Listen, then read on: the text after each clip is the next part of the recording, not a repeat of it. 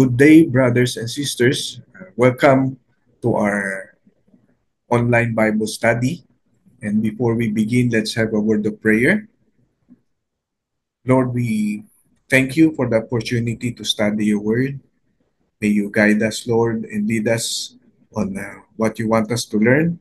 Show us more of yourself that we may know you more, love you, and serve you. May you touch us and speak to us as we study your word together. In Jesus' name we pray. Amen. Genesis 8, we entitled this chapter as the God of New Beginnings. And because this chapter involves how God started new life after destroying the earth through the flood. And to give us a background of what really happened during Noah's time, it was because God was not happy with what's going on with the people on the planet Earth, and all their heart's inclination were wickedness. So he wanted righteousness to prevail, and he need to do away with all the wicked people, and he planned out something that would end the wickedness of humans during that time.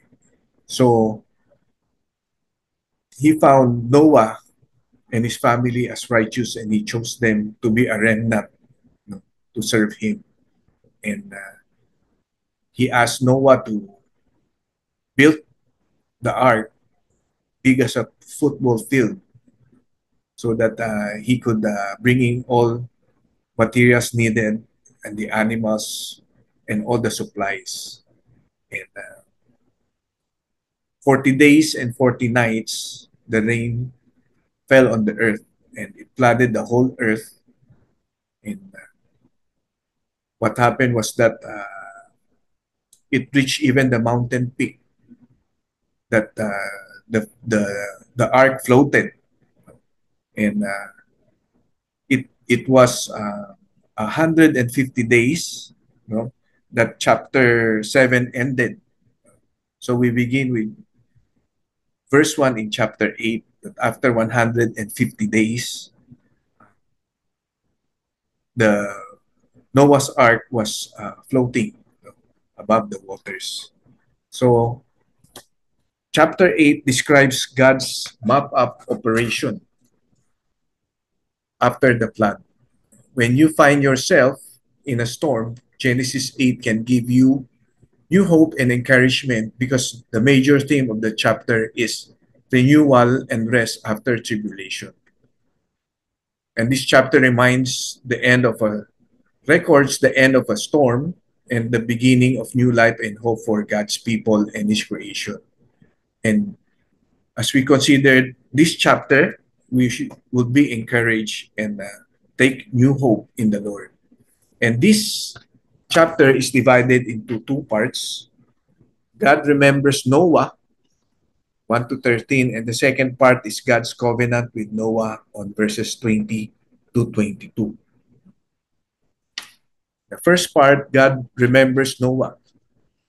So in verse 1, it tells us that God focuses his attention again on Noah. As we read verse 1, but God remembered Noah and all the wild animals and the livestock that were with him in the ark, and he sent a wind over the earth, and the water receded. The phrase God remembered Noah, let us be reminded that of the thought of what remembering means. Does it mean that God forgot Noah? That's why the Bible says that God remembered Noah? But certainly not. God never forgot Noah. God sustained him and his family every day in the ark. But at this point, God again turned his active attention on Noah. When you are going through a storm, it's easy to feel forsaken. I think God has forgotten me. Feeling forsaken is a normal human emotion that most of us may experience. And why do you stand afar off, like what the psalmist says? And why do you hide yourself in times of trouble? And another situation wherein Apostle Paul confessed that his troubles had been so severe that he almost gave up on life. And Christ himself experienced human trials and cried from the cross, my God, why have you forsaken me?" The word remember in verse 1 does not mean to call something to mind that may have been forgotten. God cannot forget anything because he knows the end from the beginning. Rather, it means to pay attention to, fulfill a promise, and act on behalf of somebody.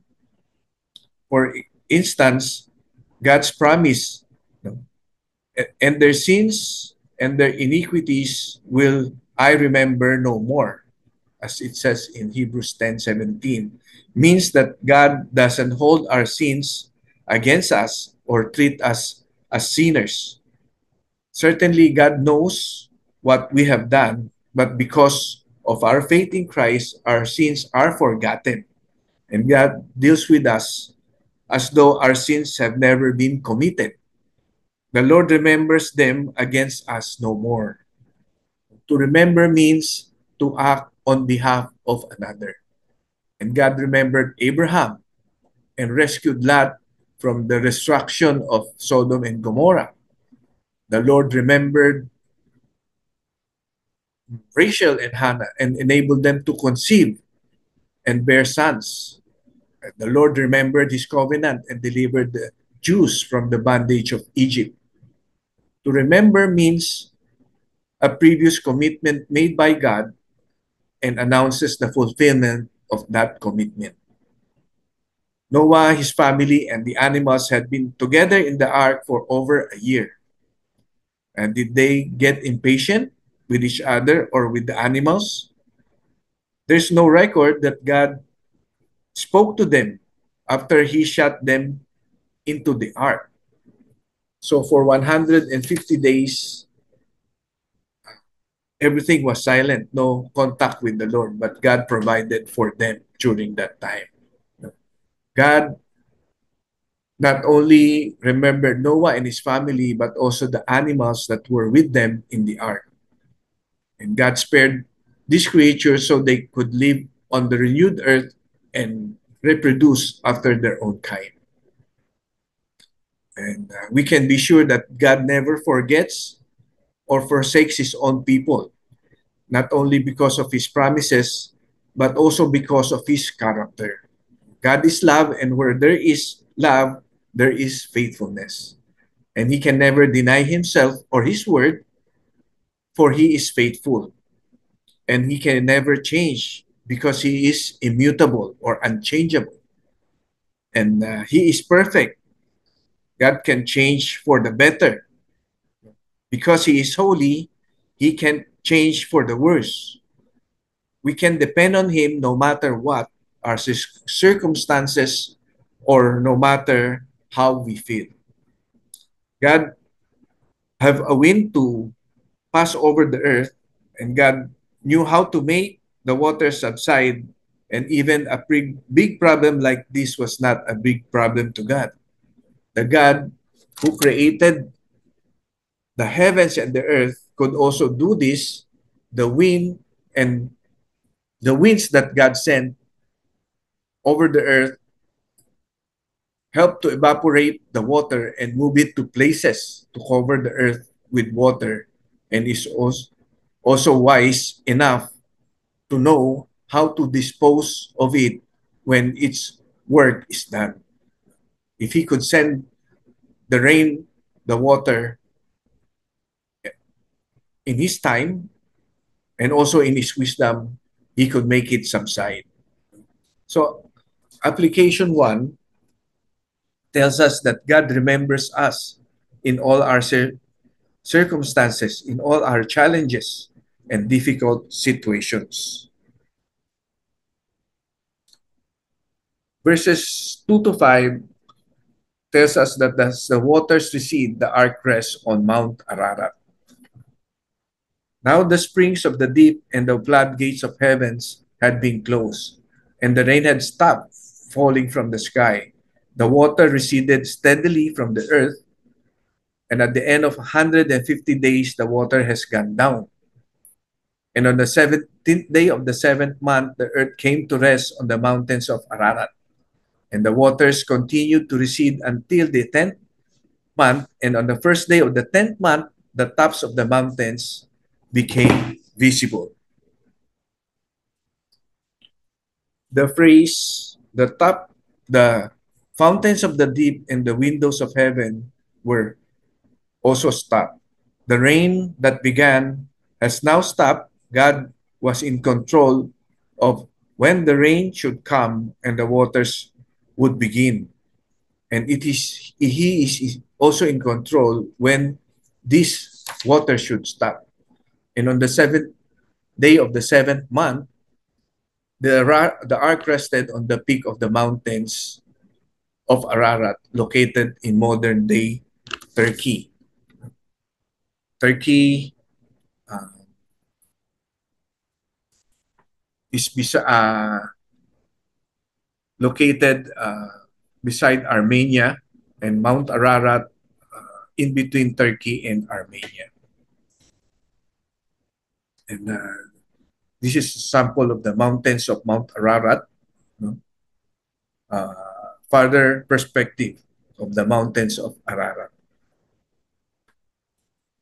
We don't know which peak it was, um, but the explorers searching for the remains of the ark cannot find much biblical data to help them.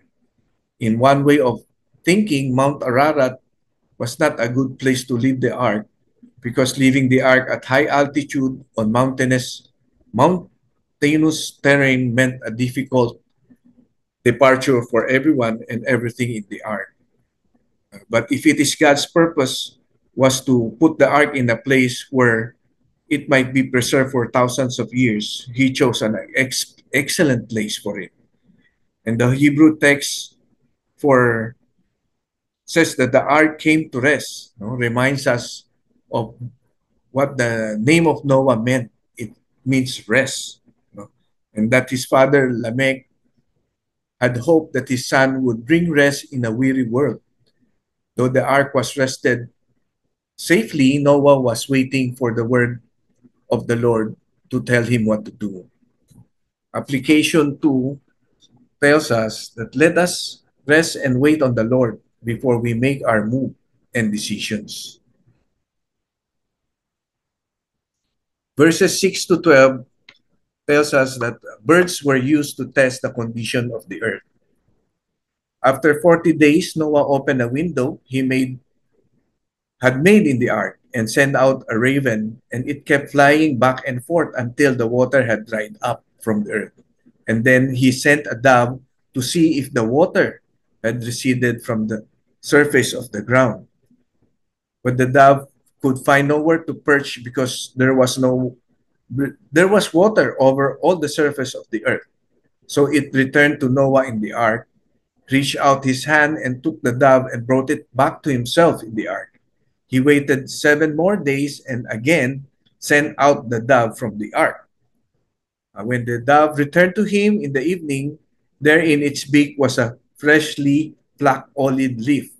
Then Noah knew that water had receded from the earth, and he waited 7 more days and sent the dove out again. But this time it did not return to him.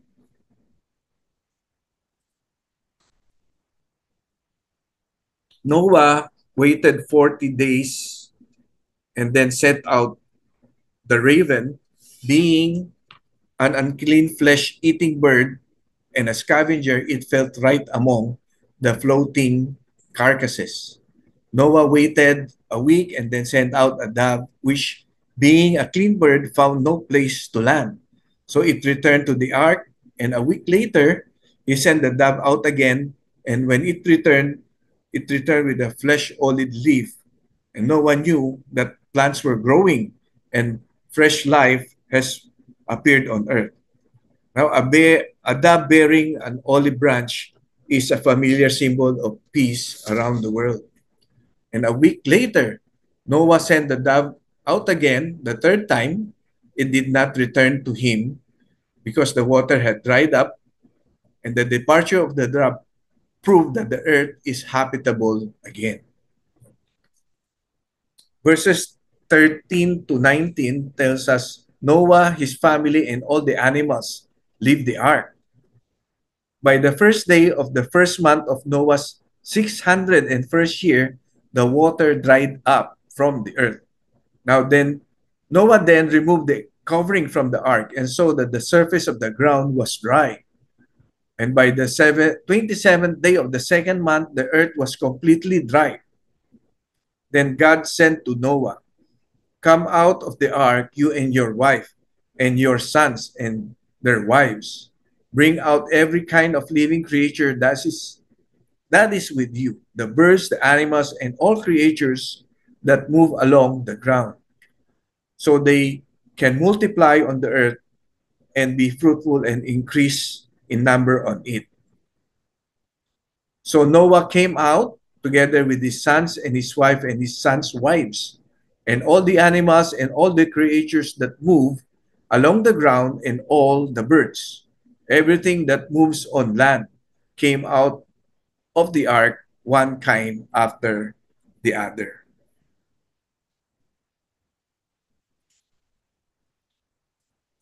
Based on the dates, the month, and the day that was given, it proves Noah was in the ark a full calendar year. And Noah saw the ground was indeed dry, but he did not make a move out of the ark until the Lord told him to leave. Noah was a man of faith. The Lord uh, told him to wait, and he waited. Noah, whose name is recorded in Hebrews 11, is among those in the heroes of faith. And he had the faith to walk with God when the people of the world were ignoring and disobeying God. He had the faith to work for God and to witness for God when opposition to truth was the popular thing during his time. Now the flood was over, he exercised the faith to wait on God before leaving the ark. After being confined to the ark for over a year, he and his family must have longed to get back on dry ground. But they waited uh, for God's directions. Circumstances on the earth looked suitable for their disembarking, but that was no guarantee that God wanted them to exit immediately and begin their life. Was Noah revealing unbelief when he sent out the birds or opened the hatch to look at the terrain? No. He was simply using available opportunities to gather data. It isn't wrong to have an understanding of the situation. Just don't lean on your understanding. Obeying the will of God involves not only doing the right thing in the right way for the right motive, but it also means doing it at the right time. God rewarded Noah's faith, and Noah and his family by taking care of them in the ark for over a year, then preparing the earth for them so they can leave the ark. Noah was like a second Adam as he made this new beginning for the human race. And God brought the earth out of the waters during the creation week, preparing it for Adam and Eve. And now he brought the earth through the flood, and he made it ready for Noah and his family. The Lord even gave Noah's family and the animals the same command that he had given at the beginning: be fruitful and multiply. Noah prepared the ark for the saving of his household, and God was faithful to save his family. What was it that caused the population to reject God's word and perish during that time? They were like the people in the Lord's parable who were occupied with the ordinary things in life and not concerned about eternity. They believed that life would go on as it always had and that nothing would change, as they said, that, that God would not invade the world or interrupt the scheme of things. But God did. People today have the same attitude concerning the return of the Lord. When it comes to saving faith, each of us must trust Christ personally. We cannot be saved by the faith of a substitute. Noah's wife, their three sons, and their three daughters in law were also believers, and they prove it by standing with Noah while he worked and witnessed, and then by entering the ark in obedience to the Lord. So, application 3 tell us that God rewards faith, and obedient faith is our response to God, to God's word. Faith comes by hearing, and hearing by the word of God.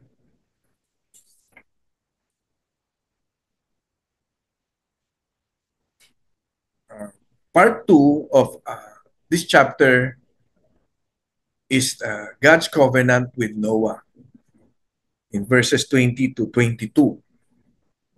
In verse 20, it tells us that Noah builds an altar and offers a sacrifice. Then Noah built an altar to the Lord, and taking some of all the clean animals and the clean birds, he sacrificed burnt offerings on it. Noah's first act after leaving the ark was to worship God through sacrifice. And his gratitude and admiration of God's greatness and goodness led him to worship God. So the phrase took of every clean animal and every clean bird.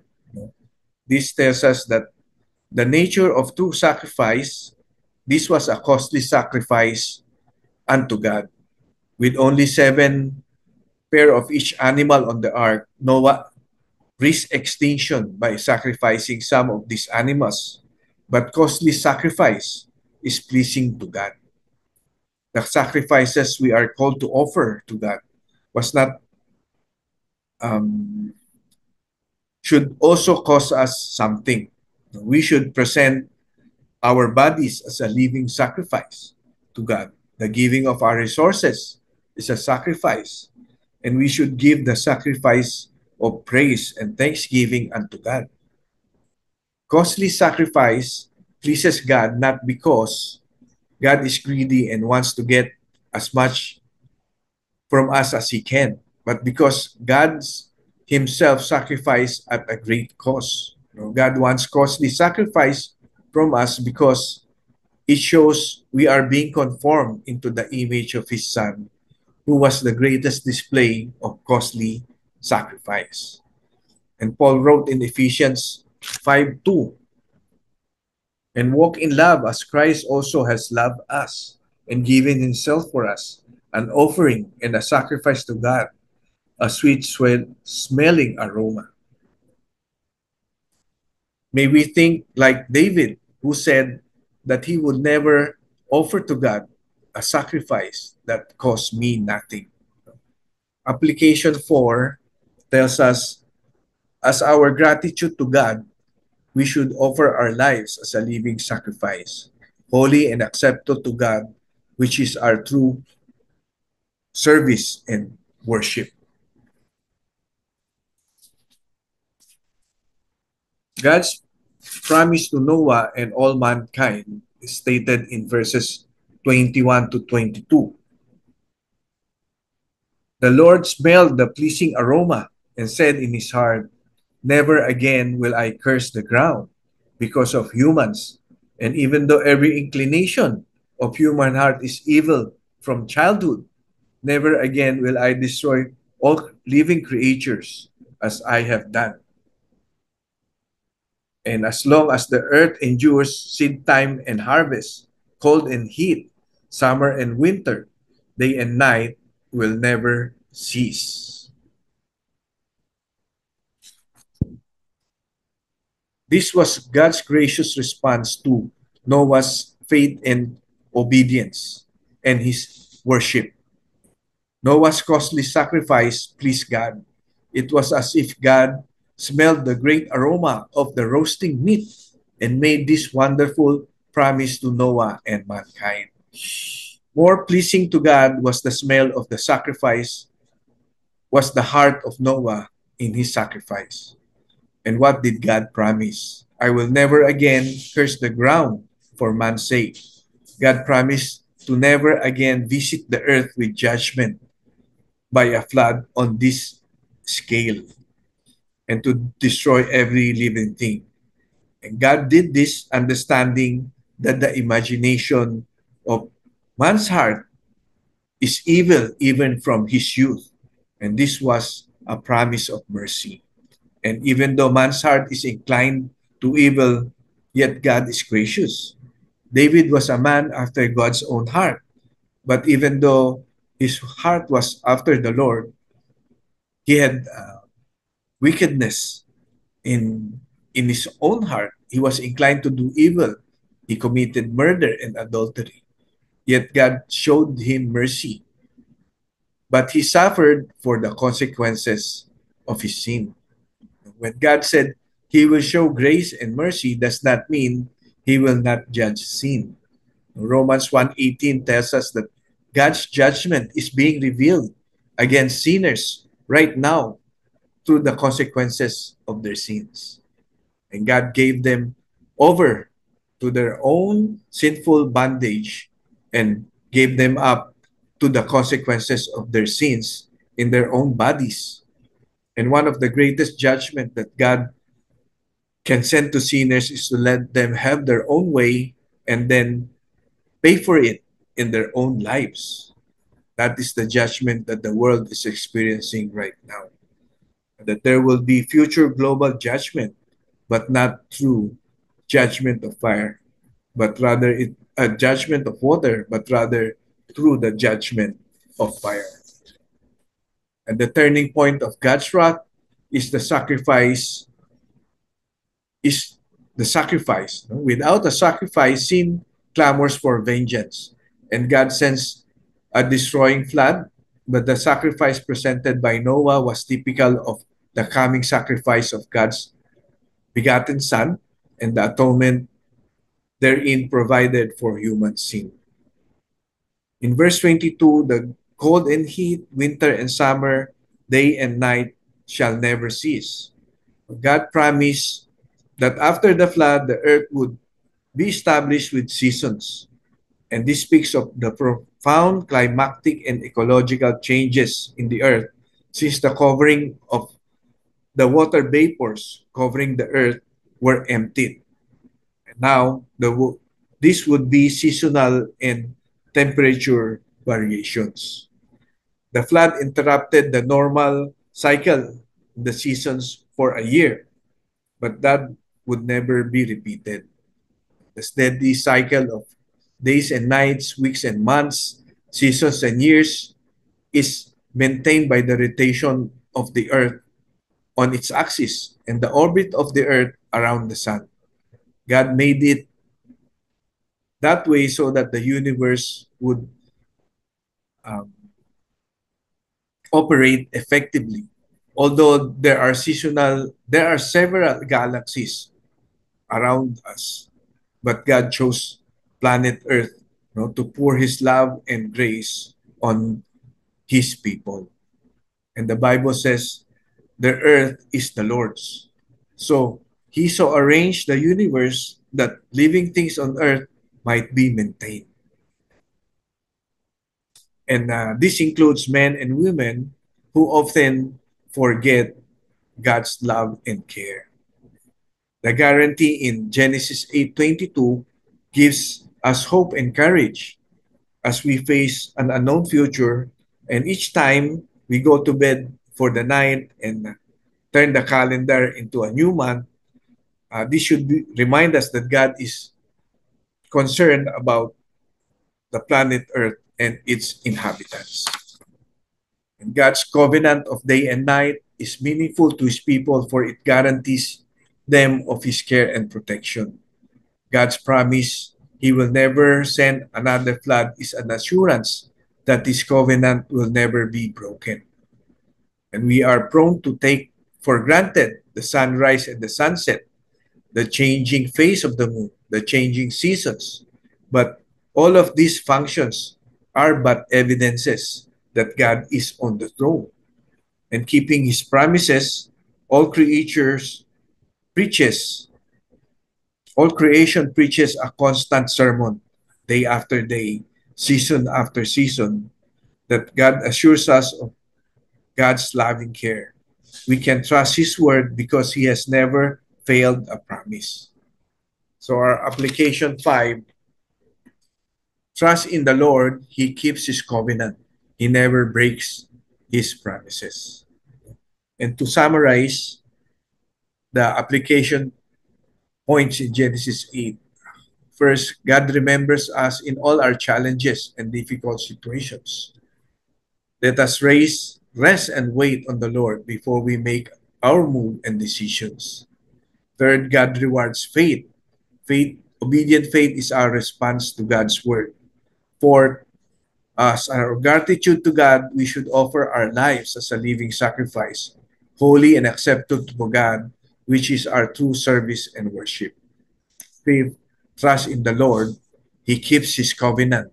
He never breaks his promises.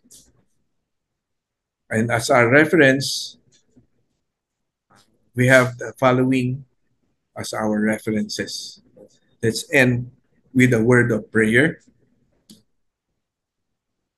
Lord, we thank you for once again reminding us of your goodness and faithfulness. Despite all the challenges and storms in our life, you are always there. As you have proven yourself to be trustworthy even during Noah's time, even today, you are trustworthy. You are true to your word and your promises. So we have a new hope, always a new beginning, and we can always have our trust in you. Truly, may you grant us the faith always to believe in you and trust that all things will be well because you are good and faithful God. In Jesus' name we pray. Amen. Good day, brothers and sisters. Thank you for watching our online Bible study on the God of New Beginnings. We will have on site fellowship for this message on Sunday. Please do not forget to register with your care group leaders for lunch headcount. Our Friday night Zoom Bible study will resume next week with Genesis chapter 9. Our moderator, Brother Amos Pan, will talk about the first covenant. Are you or someone you know going through a difficult time? This Sunday's message from Pastor Jebo Banzuelo will remind us the biblical perspective of perseverance in the midst of suffering. Don't miss it. Hope to see you and God bless.